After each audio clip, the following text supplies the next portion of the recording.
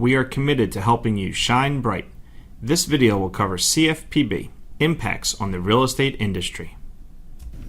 For more than 30 years, federal law has required lenders to provide two different disclosure forms to consumers under two federal statutes, the Truth in Lending Act and the Real Estate Settlement Procedures Act, or RESPA. The information on these forms is overlapping and the language is inconsistent, so consumers can find them confusing.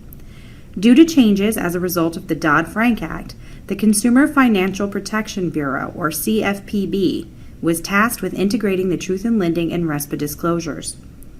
Consumer is the first word of CFPB. Everything CFPB has done is to protect the consumer. In our world, the consumer is the person getting the loan, the borrower, the buyer. If you wonder why CFPB did something, it's because they think it will make the consumer's life easier. The CFPB's new Truth in Lending Act and RESPA Integrated Disclosure Rule is effective for loan applications received on and after August 1, 2015.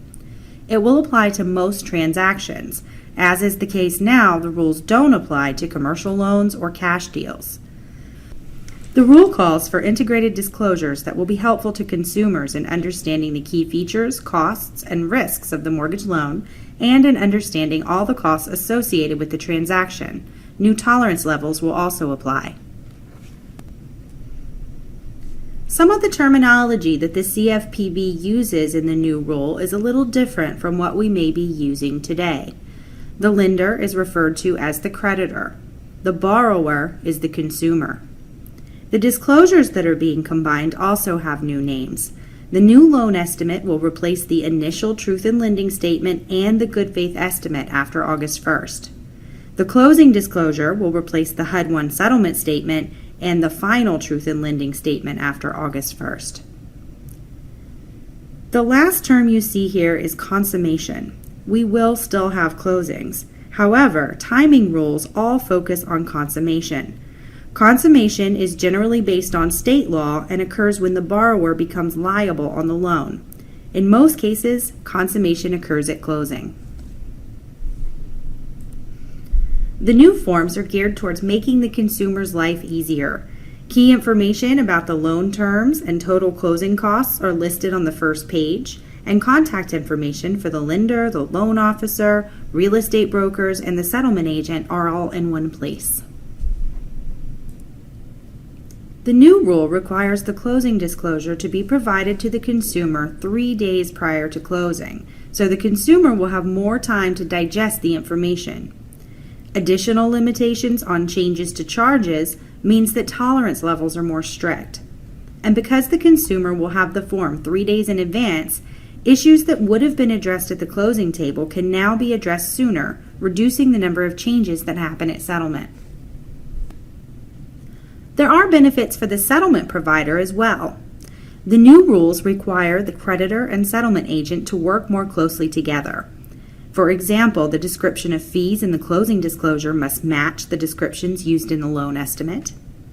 The closing disclosure has lender-provided information about the loan and title agent-provided information about title fees and other items, and both groups will need to provide information in order to complete the form. Both parties will also need to coordinate earlier to ensure forms are distributed in order to meet the requirements of the 3-day rule. As with any change, there will be some challenges. New processes will be established surrounding the distribution of the closing disclosure to the consumer. However, it may vary from lender to lender as to who will ultimately send out the form. And in some cases, there are conflicts between the CFPB's rules and state requirements that need to be resolved. There will be a time in which both the new forms and the old forms are being used during the transition.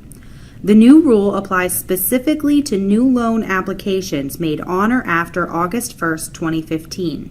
So, in cases where the application was made prior to August 1st, but the closing is scheduled after, the HUD-1 settlement statement and other disclosures will continue to be used regardless of when closing occurs. There is no cutoff date for the transition. Transition will end when the pipeline of pre-August 1, 2015 loan files have closed. Real estate agents should be aware of these changes in order to best assist consumers. Agents will need to be able to confidently and knowledgeably speak to the changes as questions arise. Additionally, the agent's contact information will be on the form. Under the new rule, the seller and the consumer will receive different forms at closing. The seller form is basically the same as the buyer's form, but does not include loan information. There will also be heightened communication with the creditor and the settlement agent to coordinate. For more information about the CFPB rules, visit consumerfinance.gov. You can also visit titleresources.com or ask your local title resources agent to help you shine bright.